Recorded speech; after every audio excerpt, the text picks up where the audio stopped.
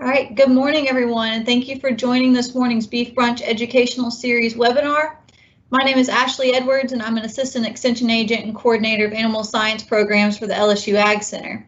I will be hosting today with the help of Jason Holmes, Livestock Specialist in the Northeast region.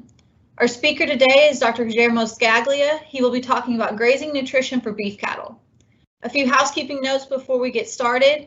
We will be muting your microphones. We ask that you please keep them muted throughout the entire webinar. If you are joining us online via the Teams app or link, please enter your questions into the Q&A box at any time during the presentation. If you are calling in, you can text your questions to me. My number is 512-818-5476. Again, if you're joining us on the phone, you can send your questions to me. My number is 512-818-5476. In the interest of time, we will wait to answer any of your questions until the end of the presentation. With that, Dr. Scaglia, thank you for taking the time to be with us this morning. You should be able to unmute your microphone and begin whenever you're ready. Well, good morning. Thank you, Dr. Edwards, for the introduction. As Dr. Edwards was mentioning, I'm going to be talking about grazing nutrition. If I can actually move my slides. There you go. In this presentation, I'll try to cover some of the most of the forages that we have available here in Louisiana. Talk about forage chemistry and nutritive value, how these forages can match the animal requirements that we have in our farm. I would like to start thinking about year-round forage systems, and for you to do the same. I'm going to show you an experiment that I did dealing with annual ryegrass and handling stocking rate. We are in Louisiana, so I'm going to talk about heat stress and nutrition, then supplementation principles, the use of Brassicas in your system, and a few final thoughts. As we know, probably one of the most important group of forages that we have are the warm season perennial grasses like Bermudagrass, Bahiagrass.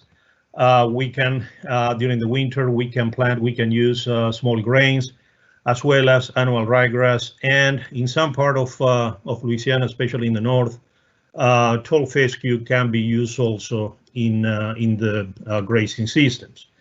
Now, even though I present them like this, not all of them are the same. We are not talking about the same quality in warm season perennial grasses than in winter annuals, and even within groups, we are not talking also about the same amount of forage production or quality. These slides just represents a few of the cultivars of annual ryegrass and the average production of 3 years across 3 locations in Louisiana. Those in blue bars are actually accepted for use. The last 2, Gulf and Jackson, fell below the values that were needed in order to be recommended. What I'm saying with this is not all cultivars produce the same, and even not all cultivars produce the same across locations. This publication right here that were distributed recently can give you a lot more details about this. In terms of the warm season perennials, it happened basically the same. The first 2 bars represent Bermudagrass, Clifton 85 and Coastal. Clifton produces more than Coastal. Then we have the Bahiagrass in blue. The Bahiagrass in general also produce less than Bermudagrasses.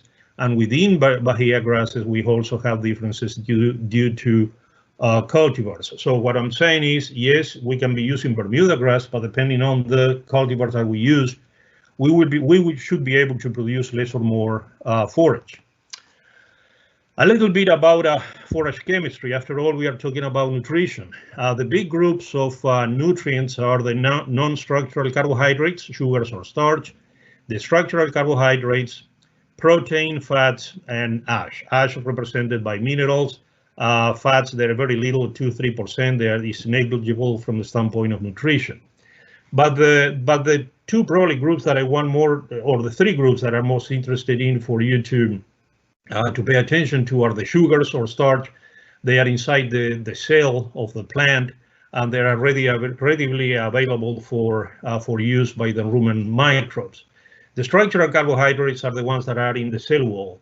And basically, you have heard, if you have done analysis of hay or forages, neutral detergent fiber, NDF, is the cellulose, hemicellulose, and lignin fraction, while ADF, or acid detergent fiber, are the cellulose and lignin. Those are pretty important, and we are going to discuss their importance in a minute. And then of course, you have the proteins. Now, when you look at the whole plant, you have the leaves and the stems. In general, leaves are much better quality than stems, lower fiber fractions, NDF and ADF, and higher crude protein content. And as I said before, the sugars are inside the plant cell at 100% digestible. However, NDF, mainly neutral detergent fiber, present in the cell wall, depending on a few things, it can be between 20 to 60% digestible. Now, all forages, any of the forages, it's not the same when it's growing as when it is mature in terms of quality. When the forage is immature, it's leafy. There is a very little or small proportion of stem. There is a high concentration of minerals. There are a lot of leaves, and there is a high concentration of protein. That means that there is a high leaf-stem ratio, high protein concentration, and high digestibility, meaning that the microbes can digest that plant really quickly and nearly totally, since it's highly digestible. However, as the plant grows, and again, this is for grasses, legumes, the mineral concentration decreases, the protein decreases, and the percent leaves also decreases. On the other hand, fiber, remember, NDF and ADF will go up, and the percent stems will also go up. This will make the low leaf stem ratio low protein, and low digestibility. So it's not the same, the quality of a mature grass or legume than immature, the same in grass or legume in the immature stage. There is also differences within a grass or within a specific forages. And we have, for example, in this table, the differences between coastal Bermudagrass and Tifton 85 Bermudagrass. In this experiment, they cut coastal and Tifton at 3 weeks of stage growth and 6 week, both varieties. They did the analysis, and they have a really similar NDF, neutral detergent fiber. Remember, cellulose, hemicellulose, and lignin. However, even though you can say, okay, coastal and Tifton 85 are really the same in terms of NDF, the digestibility, meaning how much that dry matter in this case can be digested, there is a 10-point differences, 51 versus 61 in favor of Tifton 85. And even if you go into NDF digestibility, you see a 20-point difference in favor of Tifton 85. That means what I'm saying is, even though they have the same NDF concentration, the digestibility of that fraction is much greater in Tifton 85, which make basically this Bermudagrass much better quality than coastal. We did here at Iberia Station an evaluation of 3 cultivars of Bermudagrass, Alicia, Jigs, and Tifton 85, and we actually got big differences. What can be considered a big difference in terms of percent lignin. Alicia has much more lignin than, or had more lignin than Jigs and Tifton 85. As we are going to see later, this impacted animal production or animal response to grazing those 3. So again, even though they are all Bermuda grasses, they are not the same quality. Now, why it's important to talk about different nutritive value factors is because they are related to what the animal can do with that forage. Neutral detergent fiber is negatively correlated with intake, which means that the higher the NDF of the grass or the legume, the lower the intake is going to be for any particular animal consuming that grass or legume. The acid detergent fiber is negatively related with digestibility, which means the higher the ADF, the lower the digestibility will be, or the poor quality that grass or legume will be. In terms of protein, we can talk about the concentration of protein and say this is great, this is medium, and this is poor. More than 13% crude protein in any forage is an excellent concentration of protein. Medium will be 7 to 12, and poor will be below 6%. Now, we are talking about ruminants, so I'll always say the same in my talks. Remember that you are feeding first the rumen microbes, then you are feeding the ruminant, the cow, the calf, whatever it is. So the rumen microbes are the ones that really need to be happy in order for them to be capable of digesting the feedstuff that the animal consumes. In order for them to be efficient in digesting the cellulose and the hemicellulose and all of the other fractions in the forages, they need to have an amount of crude protein, meaning forage crude protein content of at least 8%. Below that value, below 8%, as you can see, there is a direct relationship between forage dry matter intake and the forage crude protein content, meaning as protein in the forage increases up to 8%, intake also increases. Once the level of crude protein reaches 8%, there is kind of a plateau. And actually, if you go to higher values of crude protein content, you actually have that, for example, let's say this is a 15% crude protein content, you may find dry matter intake that is around 2% body weight, but at the same time with a very similar protein content of around, you can find also 3 or 3.25% body weight. So this means that protein is not limited, but there is some other factor that is limiting the intake, and that can be fiber and can be some other issues there. But again, remember, you are first feeding the rumen microbes before feeding cattle. I had a few questions actually not too long ago about okay, what do you mean by digestibility or quality of the hay or the forage related with intake?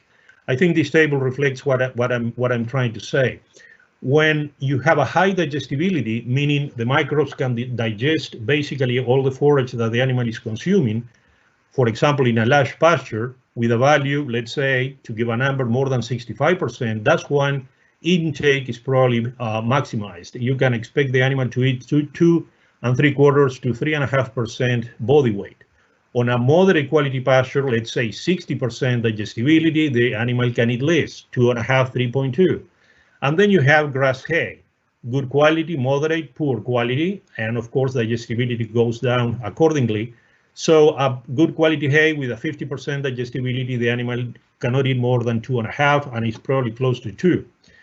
While with poor quality hay, 40% digestibility, the animal can only eat between 1 to 1.5. If you feed animal straw, which you can do, has low digestibility, the animal will consume less than 1% of the body weight. So basically what I'm saying is, as the digestibility goes down, it means that the microbes cannot eat everything, or digest all the cellulose that is present in the rumen. And the quality, and what happens is that the rumen becomes what we call impacted. It means that the hay, let's say the poor quality grass hay, stay for too long in the rumen, and so basically the animal feels like he or she is full, and they want to eat more. They don't need to eat more, or they think they don't need to eat more because that hay is still in the rumen. That's hence the reduction in intake as digestibility also decreases. If we are talking about grazing nutrition or grazing, we need to talk no matter what about stocking rate, which is basically the most important variable that you can actually control in order to make a better efficient use of your pastures and hopefully better reaching the objectives in terms of animal performance. So this graph in the below the x-axis, you have stocking rate and increases from left to right. This line is the gain per animal, pounds per animal, is higher when you have low stocking rate, and it becomes to go down and becomes really poor when you have too many animals per acre. The gain per acre actually has a bell-shaped curve. It's low at low stocking rate. It goes up to a point and then start decreasing as stocking rate continues to increase. So you basically, long story short, you don't want to be on those sides of the graph. In one side, you are undergrazing the pasture. On the other side, you are overgrazing the pasture. So what you really would prefer to be is in the optimum range of stocking rate. It's easy to say, it's not too easy to do in real life. That optimum range, depending on the pasture condition, it will move to the right, to the left. But what I can tell you is that usually it's not when that optimum range is not when you maximize any of the two. It's not when you maximize gain per animal, and it's not when you maximize gain per acre. It's somewhere actually in the middle. And that's the beauty of grazing, where I mean, management and daily management probably is the secret to success. I mentioned before that forage quality affects intake. Well, forage mass or forage available also affects intake. This is a theoretical relative intake curve where you can expect this is 100%. You can expect 100% of the potential intake at a certain point. And for the sake of this presentation, we assume that 100% is at 2,000 pounds of dry matter per acre. Well, a 1,200-pound cow can actually eat around let's say that she can eat around 2.5% body weight, which means that she can eat 30 pounds of dry matter per day. However, the same cow, the same forage, if there is 1,000 pounds available per acre, then she can only eat 75% of the potential intake of the animal. And this is about, give or take, around 19 pounds of dry matter per day. So forage mass, how much forage is out there, is actually affecting how much the animal also can consume. We talk about what affects intake. We talk about quality of forages and forage mass. Now we move to the other side and we talk about nutrient requirements of the animals. This table, there is a lot of numbers, is for weaned heifer calves. The only point, or the couple of points that I want to say is we have the heifers here, medium frame, large frame, and different body weights within frame. Long story short, my point is the following. If you compare medium frame 500-pound heifer with large frame 500-pound, also the same weight but different frame, dry matter intake, protein requirements, and calcium requirements increase in the large frame heifer compared with the medium frame. Similarly, when you compare within frame, in this case large frame heifers, 600 pounds versus 700 pounds, dry matter intake, protein needs, TDN or energy requirements, calcium and phosphorus increase for the 700-pound large frame heifer compared with the 600-pound heifer. So knowing what you have, the type of animal you have, you need to know that in order to know the requirements that the animal actually has. These are the nutrient requirements for a cow. Let's assume that the cow gives us, a calf every year. So the relative requirements of energy and protein are depicted in this figure. We have a calving at this point on the left corner. As you can see, the energy and protein requirements increase drastically in the first 2 to 3 months, and this is due to lactation. Lactation demands a lot of nutrients. The cow needs a lot of many different nutrients in order to produce milk. Now that peak over there, it will depend on the cows you have. If they produce a lot of milk, this peak will go up here. If you produce little milk, that peak will go down here. So milk production affects how much nutrients the animal needs.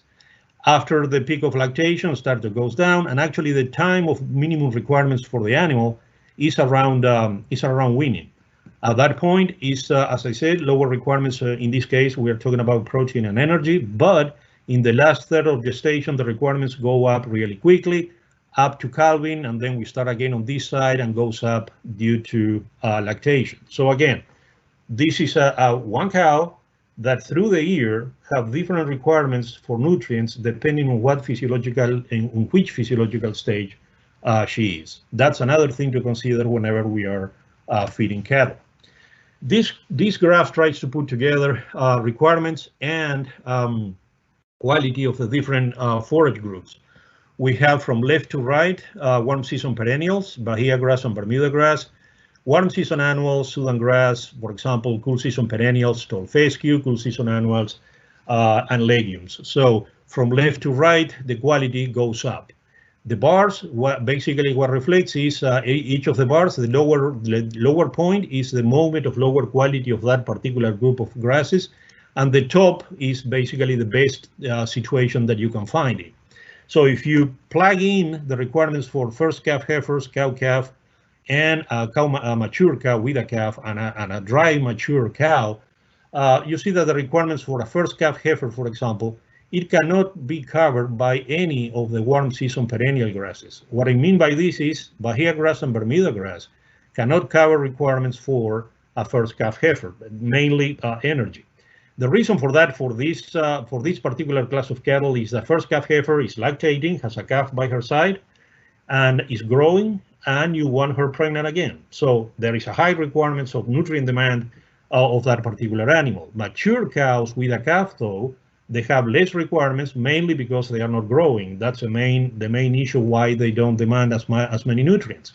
And at that point, warm season perennials can cover the requirements of that cow-calf pair, but only just on the first stages of growing, mainly a month or a month and a half. After that, when the quality decreases, then the requirements of a cow-calf are not met. Dry cow, basically what this graph is telling you, they can get fat on any grass, and any of those can actually cover the requirements of a dry cow, warm season perennials or warm season annuals, and any of those cool season perennials or higher quality grasses are not worthwhile of being used by dry cows because they are too much nutritionally for what they actually the cow demands. Growing animals is the same deal. 350 pound steer has extremely high requirements that are barely covered in terms of energy by cool season annuals or legumes. A 600 pound steer, on the other hand, can do a pretty good job with higher quality forages. But warm season perennials, again, Bahiagrass, Bermudagrass, blue stems, they do not cover the energy requirements for that steer. So something to consider, because at that point in time, depending on the class of cattle, depending on the physiological stage, and depending on the forage base, the need for supplementation is there. When I talk about the year-round forage systems, the reason that I put this up is just for you to think on a yearly basis whenever you are planning how your grazing is going to be. These are three forage systems that I evaluated for several years at the Iberia station for grass-fed beef production, and it goes from a system one, very simple, just Bermuda grass during the summer, hay during the transition period in the fall, and then ryegrass. But system 2 and 3, they get a little bit more complicated with some of the summer annuals being used in system 3. Some other pastures incorporated with Dalis grass and clovers, and clovers also with ryegrass for winter grazing. My whole point it was to reduce this bar here, orange, that is the hay feeding period. So what I did through the years was try to see how much forage was produced at different point, and how I can make as much forage available for the animal throughout the year. I came up obviously with 2 transition periods, one of them in the spring, April, May, the other one in the fall, October, November, and partially December too. So the one thing that I did that I did evaluate in the spring transition period was the stockpiling of ryegrass and clovers. I did this with heavy steers, 850 pound steers, and the stockpiling, as you know, it refers to the closure of pastures, so you let accumulate grass and you graze it later on in the grazing season. So I closed those pastures in mid-February, early March, and late March. And obviously the forage allowance, that means the amount of dry matter per acre that was present per pound of body weight was much higher in the pastures that were closed in mid-February, 2%, nearly a little bit over 1.5% for early March, and a little bit of one for late March. I mean, that's basically what the idea was. In terms of average daily gain, again, probably because they were heavy, requirements were lower, remember, than a 600 pound steer. The gains were really good, around 3 pounds for all 3 treatments, and with differences in favor of the mid-February closure. For the same reason of the forage allowance that was greater for the mid-February closure, there were more grazing days in that treatment, around 65, than on the other 2, close in early March or late March. But again, if you start thinking about it, in periods of time where you may need to feed some hay due to lack of forage, ryegrass already gone or about to be gone, and or lower quality, and Bermudagrass or Bahiagrass not yet ready yet, this type of management can provide more grazing days and reduce hay feeding or hay needs. On the other transition period in the fall, there were a few more things that were evaluated. One of them was stockpile Bermudagrass, stockpile summer annuals, the use of Brassicas, planting early and started grazing long before the ryegrass, and also rye and oats with ryegrass to try to start the grazing season earlier than with ryegrass alone. Through the years, we got different performance of on the different pastures. On stockpile Bermudagrass, probably was the it was the lowest that we got, and it depends a lot on the year. If there was too much rain, it was really hard to actually have a good performance of those animals grazing that Bermudagrass. Dry years or dry fall are the best way to go with them. Although there is no way to predict, if you're going to have a dry or a wet fall.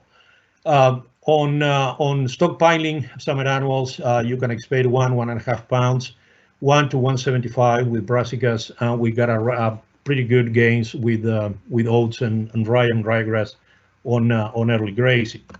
That brought us to create another grazing system that was evaluated also for grass-fed beef and incorporated these issues, and not only that, but also planting different things, not only no-till like a few of the pasture, but also conventional, giving the chance to actually have grass earlier than when the plant was or the forages were no-till. Getting into more specific type of information and dealing in this case with annual ryegrass. We evaluated Nelson annual ryegrass through with 4 different stocking rates using 600-pound steers. The stocking rates that are evaluated are in this column. The animals were continually stocked. The average daily gains were those in the table from 2.6 for the low stocking rate to 114 to the higher stocking rate. And of course, the grazing period was higher for the low stocking rate compared with the high stocking rate. That's in the high stocking rate there was overgrazing. Hence, the grazing periods are usually much shorter than at low stocking rates. And then I estimate the cost of production based on the figures that are here in the red rectangle here, and it came out for 44 cents per pound for the lower stocking rate, and nearly $1 per pound for the high stocking rate. If you I estimated also the value of gain, and assuming we had the 600-pound steers. We assume an end grazing of 800 pounds. Prices, of course, can vary depending on what we got, but we came out with a value of gain of 55 cents per pound. The value of gain, basically, if you have a value of gain that is greater than the cost of production, you make money. If the value of gain is lower or smaller than your cost of production, you're losing money. That's long story short. But since we got this value of gain, the ones or the stocking rates that allow us to make some money were the 2 lowest stocking rates, 1.5 and 1.8 steers to the acre. The other two, we lost money with that. Just to give you an example on how things can change depending on what you use, using lighter animals, 520 pounds, at a second lowest stocking rate that I showed before, 1.8 heads per acre, also continuously stock on ryegrass. We got these gains, but for a longer period of days. And that gives us a smaller cost of production of 36 cents per pound. On the other hand, when we compare the use of heavier steers, 700 pounds, at a lower stocking rate on ryegrass versus ryegrass plus clover, but using rotational stocking, we were able to get extremely good gains and also a pretty decent grazing period. However, the cost of production was much higher. The main reason is, well, number one, we introduced labor in the equation whenever we did the rotational system due to moving animals, moving fences, moving waters, etc., etc. And of course, the last row here, ryegrass plus clover, the cost of clover was also affecting the final cost of production. Hence the different values that we observed. Heat, stress, and nutrition. And again, as I said, we are in Louisiana, so we need to talk about this. This table is full of numbers, but long story short, what it is the temperature humidity index. It's an index that THI is an index that is used using relative humidity and temperature in an equation that will give you a number, and depending on the number is when you can say that the animal is suffering from heat stress or not. What it means is that this light brown color between 75 and 78, you have to be alert. A little darker between 79 and 83, the animal is in danger of heat stress. And this darker color, 84 to 90, is an emergency situation. This table or this figure shows the temperature heat index that we estimated at Iberia Station in 4 consecutive years for the month of June, July, August, and September. The lines reflects the mild heat stress is above 75, severe heat stress is above 79, as we saw before in this previous graph. So what I'm saying with all this is that animals in our conditions were in severe heat stress from 6 o'clock in the morning down to 9 at night. And they cooled down a little bit from midnight to 6 o'clock. However, they were still in mild heat stress. And these are for the 3 months, June, July, August. September, on the other hand, it was a little milder. But between, again, 6 o'clock in the morning to around 9 at night, they were still on mild heat stress, and they were in good conditions at night. That's the main issue. Animals need to dissipate heat. So if they don't dissipate heat, as evidently they didn't do during these 3 months, there are a lot of things that go wrong from the standpoint of nutrition, also from reproduction, but from nutrition, absolutely also. Another point that I want to make that I forgot, in the Great Plains, Midwest, it can get hot during the day, but it cool off pretty good during the night. So they can actually dissipate a lot of heat during the night hours. In our condition, that doesn't happen. So what happened with heat stress and nutrition? When we are hot, we start sweating, right? And that's basically the response of our body to maintain temperature of the body. Cattle don't have a good sweat gland systems like we do, so they need another way to dissipate heat. And 2 of the most important ones is by panting and drooling. Well, the problem with that is that if they increase panting, they increase CO2 or carbon dioxide expelling, which reduce saliva buffering the reduced saliva buffering. Why is important the saliva buffering? Because saliva is actually what helps maintain the rumen pH. For microorganisms that attack and digest forages, it's important that the rumen pH stays around neutral, around 7. If the pH goes down below 7, more acidic conditions, the microbes that digest the cellulose and the other fractions in forages die. And if they die, they are replaced by those that can survive in an acidic condition, but those are not the ones that can digest the cellulose. That's the importance of maintaining a kind of a neutral rumen pH. Drooling is the other thing that increases during heat stress. And if they drool, they lost saliva. If they lost saliva, they reduce buffering effect, and the same happens. Also, like happens to us, they reduce feed intake, just because it's a reaction to hot weather.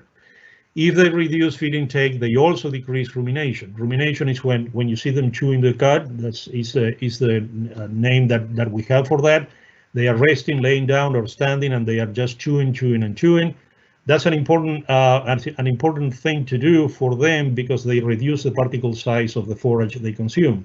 But also they produce a lot of saliva that then is swallowed with that forage, with that bolli, and gets into the rumen and help maintaining a neutral pH. So if all that happens, rumen pH can goes down. There will be acidosis problems, and in the case of cows, the milk production is reduced. So very important to provide shade as well, any kind of shade, and provide water too. This is the grass finishing animals in the first cycle that we evaluated, and these are the type of shades that we used. What happens if you don't provide shade to animals? Probably this is the best example that you can see. This was done in Florida, in the Florida Panhandle, with heifers, 920 pounds, and they put them on Bahiagrass from July 17 to September the 2nd. A group with shade, a group with no shade. So the group with shade, they gain nearly half a pound. Those without shade, they maintain weight or they lost a little bit. Here at the station, we evaluated different forages, but also we evaluated artificial shades versus natural shades. The artificial shade was a polypropylene cloth that provides 80% shade. And natural were a tree line of oak trees that provide shade for the pastures. First of all, the pastures, Alice clover, pearl millet, Bermudagrass, greater gains on Alice clover, higher quality, pearl millet a little lower, Bermudagrass the lowest. And shades, artificial versus natural, they basically gain the same during the year. Not much differences between the two, which means that probably they were in a comfortable environment during that period of time. Remember, I mentioned the differences in lignin concentration or quality between Alicia and Jigs and Tifton 85. During 4 years, we evaluated it with these three cultivars with 600-pound steers, crossbred steers, and with artificial shade, and those grazing Alicia, they gain on average a little below 3/4 pound, while those on Jigs and Tifton 85 a little above a pound per day. This is also an experiment run in Florida, but deals with Pensacola, Bahiagrass, and 3 different stocking rates. And as we can see, gains were around 3/4 pound with low and medium stocking rate, which is basically a little less than a half heifer per acre. The heifers were 770 pounds body weight. The medium was a heifer and a half, let's say, per acre, and this one was close to 2.5 heifers. So average daily gain, the best they got was a 3/4 pound and a little lower in high. However, the production per acre was bigger for the high stocking rate, as expected, compared with the others. In summary, comparison between Bahiagrass and Bermudagrass, the carrying capacity of Bahiagrass is lower than Bermudagrass, and the average daily gain that you can actually expect of animals grazing Bahiagrass is lower than Bermudagrass. And again, this is basically a general statement on the carrying capacity of those pastures, as well as the average daily gain that you can expect. As we review this information, evidently there are moments that you can actually do some supplementation in order to improve the nutritional value of the diet, as well as cover the requirements of the animals. So The supplementation variables that you basically need to keep in mind are, first of all, you need to know the forages you have, the supplements you have, the nutritive value of both, as well as the cattle requirements, and when the cattle requirements are going to change at what moment of the year. You have to try to match the forage nutrient supply with the cattle requirements. And of course, understand that a supplement can do different things. It can supply or it can cover a nutrient deficiency. It can add the nutritive value to the diet. It can replace forage, and that is a very useful way to increase stocking rate, for example, in a pasture, or provide nutrition when there is a lack of forage. But most importantly, even though you know all the three statements before, you need to adjust and observe. Things can change. We have weather that can be affecting one way or another. So paying attention as to how things are going is important, no matter what you're doing. A very good example of the effect of adding quality to a diet is this one. These are cows that were consuming very low quality hay, 5% crude protein. Remember, below 8%, you are affecting the rumen microbes. So the animal can actually eat 1.69% body weight of hay. With a ruminant retention time, that means that the hay stays in the rumen for up to 75 hours. Basically, because as I mentioned before, the microbes are not happy, they don't have enough protein, they cannot digest the way they should that hay. Just by adding a pound and 3/4 of cottonseed meal, there was a decrease in rumen retention time of 32%, down to 56 hours, and the intake increased 27%, up to 2.15 body weight. So we are improving the protein balance in the rumen and for the animal, but also we are increasing energy intake, since the animal is actually increasing intake of that hay 27%. Here at the station, we ran an experiment where we evaluated the use of corn gluten feed supplemented at 0.5% body weight, and our idea was basically see, okay, if we feed that supplement, that same amount of supplement per head at different time of the day, what happened? Can we affect somehow intake? Can we affect somehow digestion? Well, the control treatment is the one that didn't receive any corn gluten feed, only the ryegrass. When we supplemented the corn gluten feed in the morning, we reduced dry matter intake of annual ryegrass. All right. Mainly what we were doing, we were disturbing the animal during the grazing, a grazing portion of the day, an important one in the morning, and we feed the supplement. The supplement helped them, and they get kind of full. They were not too hungry, so intake actually decreases. However, at noon, we were not affecting the grazing bout in the morning or the grazing bout in the afternoon, and we actually increased the dry matter intake of annual ryegrass by supplementing in the morning. Most importantly, too, the other thing we did was we increased the retention time of that annual ryegrass in the rumen. Why is this important? The main reason is, and you probably have seen it, once you put the animals grazing annual ryegrass, they are going to eat a lot, but they are going to also eliminate on the other side of the animal. It will come out quite a bit. Well, by increasing the retention time, we actually increasing the digestibility of the annual ryegrass that the animal is consuming. Hence, we improve the nutrient balance also at that point. So the time that you actually supplement is also important and may affect what the response of that annual ryegrass is. Another experiment that we ran was using also heifers at around 1,000 pounds per acre of a stocking rate. And we supplemented with ground corn or soybean hulls at 0.5% body weight or 1% body weight per day. Why these two supplements? Basically, corn, it provides energy and is the best one probably in the form of starch. On the other hand, soybean hulls provide energy in the form of a highly digestible fiber. So there are two different sources of energy that we were evaluating at two different levels.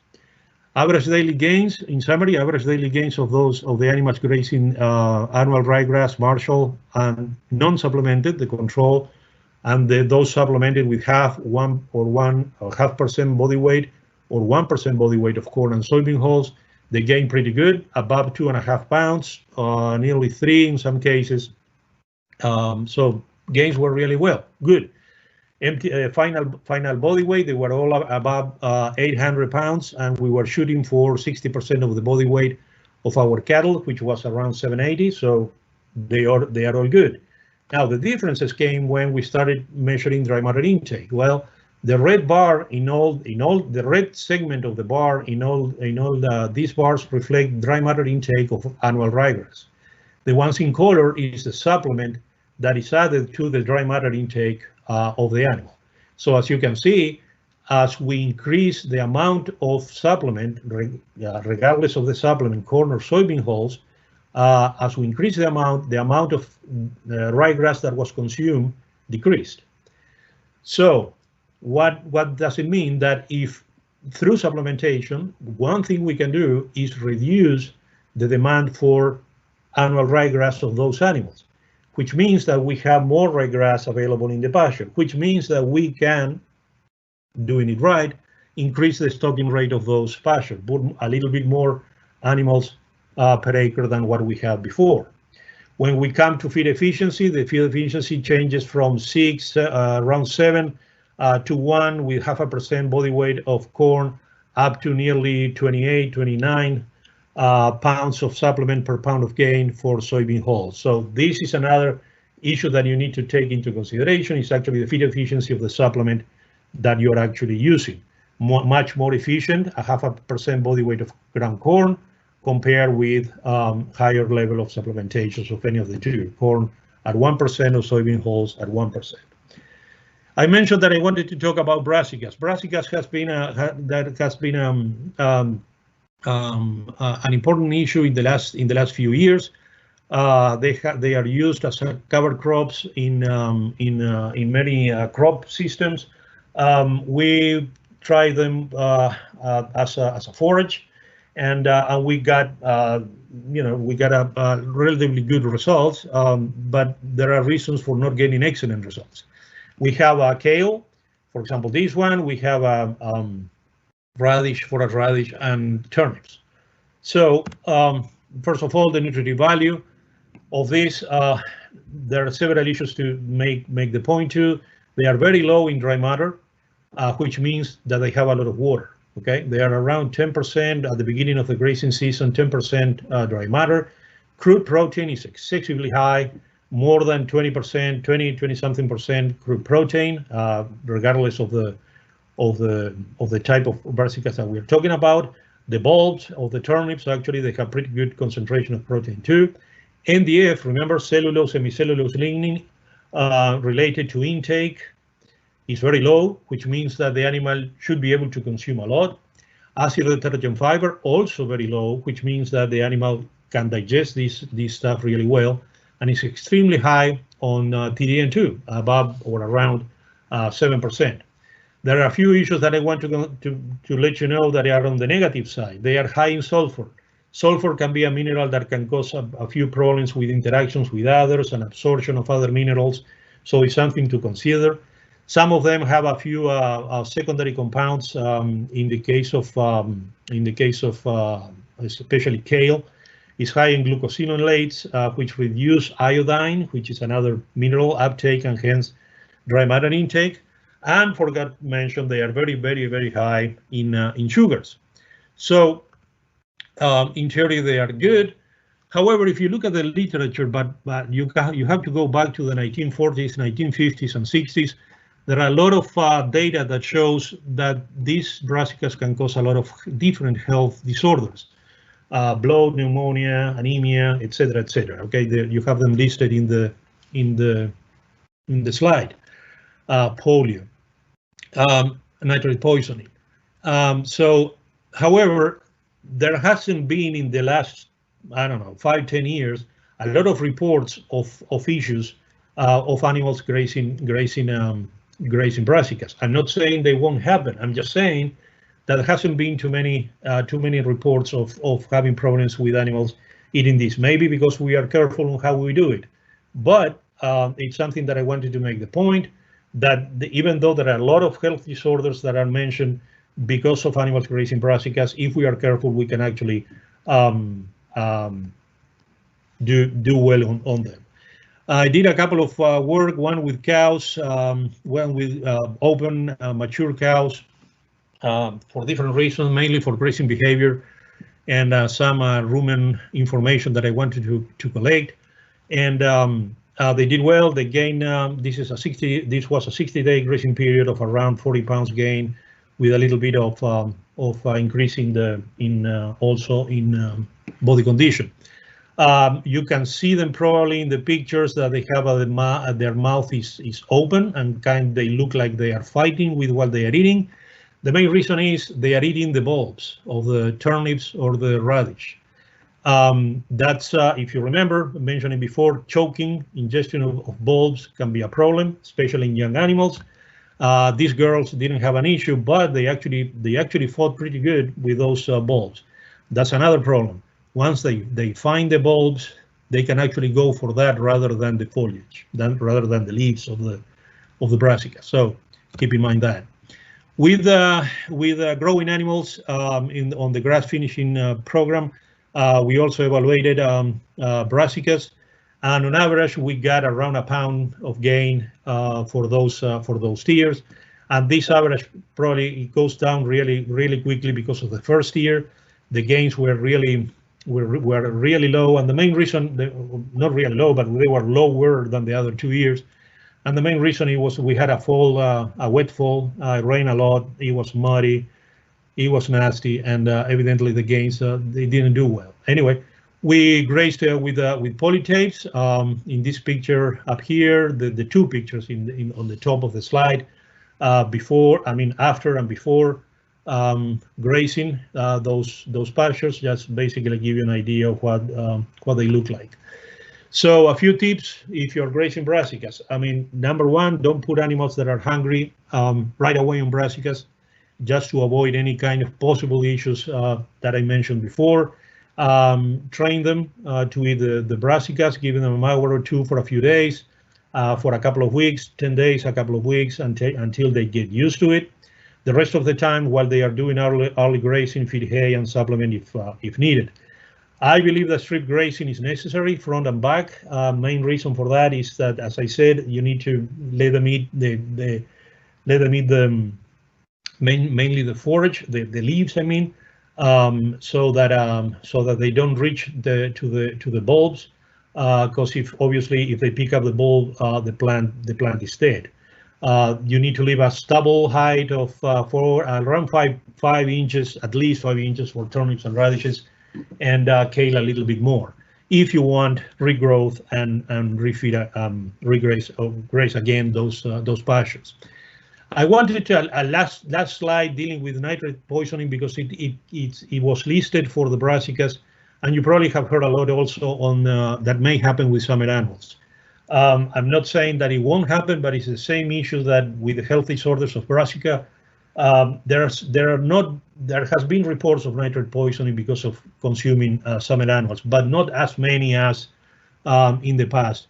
And there are several groups, research groups working on this and trying to figure it out, the issues. But one of the main issues is, again, that a lot of the data comes from the 50s and 60s. That's number one. Number two is they were artificially fed nitrates to the animals. So a lot of nitrate was placed all of a sudden into the rumen, and that's when the reaction or the poisoning occurred. If you have animals grazing forages that have nitrates, there are ways to actually control this issue or this possible problem of nitrate poisoning. Number one, grazing cattle graze over a long period of time during the day, right? So it's not that all of a sudden all the nitrates are present in the rumen. The low intake rate also means low release rate of the nitrates into the rumen, so the risk is lower. What we do know is that fresh forages also release nitrate slower than hay, or in this example, hay. So if hay, you know that hay has a high concentration of nitrates, is much more dangerous than fresh forages. The concentration of those nitrates is much higher on dry forage, on dry hay. As I said before, Brassicas has a lot of sugars, which helps offsetting the problem with the nitrates. Okay, nitrates basically is nitrogen. It's a form of nitrogen. Nitrogen can react with the sugars, and they are used by the microbial in the microbes in the rumen to synthesize microbial protein. So the high concentration of sugar can actually be a good thing to fight the issue of excess nitrogen because of Brassicas consumption. Grazing behavior. If you pay attention and you have them, if you have cattle grazing salmon animals, they will graze from the top down. Okay, they will start with the leaves at the top and they will go down, as the grazing hours or the grazing days progress. The leaves on the top have the lower concentration of nitrates. The stems that are situated at the bottom of the plant are the ones that have the greater concentration of nitrates. So as long as they eat the top leaves and the top stems, the higher of nitrate poison also goes down. One way to do that and allow them to select the top leaves and the top stems is managing those salmon animals with low stocking rate. With a lower stocking rate allow the animal to actually select. The other way is to feed some energy supplementation like cracked corn, or if you are careful, also ground corn. Again, because the energy, the starch present in the grain can help offset the issue of excess nitrogen, because the microbes are going to be using that nitrogen and that excess carbons that come from with the starch on the supplement in order to synthesize microbial protein. So I'm not saying not be careful. I'm just with nitrate poisoning. I'm just saying there are ways to try to reduce it as much as possible, and at the same time, we even though we know that there are levels of nitrate poisoning, it's hard to reach those values when the animal is grazing and or being supplemented as indicated in this slide. So my final thoughts. You need to think on a year-round basis. You need to think on a forage system for the entire year. That will help you find the gaps where you have them in terms of quality or quantity. You have to use forages that are adapted to your conditions and to your management. Keep in mind the different nutritive value of grasses, legumes, and within a grass in particular. Those are also important. Cattle nutrient requirements is not the same a first calf heifer than a mature cow with a calf. Requirements are much greater in younger animals than all mature animals. Your grazing strategy will be a key on how to use your forages and how good the productivity of those pastures can be. So stocking rate and stocking method are critical. You are the ones that need to decide what is better for your conditions. And keep in mind the idea of limiting or hourly grazing of certain forages just to get the animals adapted to grazing and the rumen microbes actually to a new diet. Supplementation is also important if needed, and depending on the objectives that you have for your production system, a supplement can help you do different things. As I said before, cover a nutrient deficit, but also can help you maybe increasing the stocking rate of a pasture. There are a few things that you can do with supplementation that can impact the productivity of your farm or ranch. So with that, I would like to thank all the organizations that provided funds for all the different research projects conducted. And with that, I'm open to questions. All right, thank you, Dr. Scaglia. It's echoing on my end. Hopefully it's not on yours. I'm going to share my screen, and you don't have any questions just yet. So if y'all have questions, please get them into the Q&A box. Jason, if you don't mind just checking on that while I share my screen here. Maybe.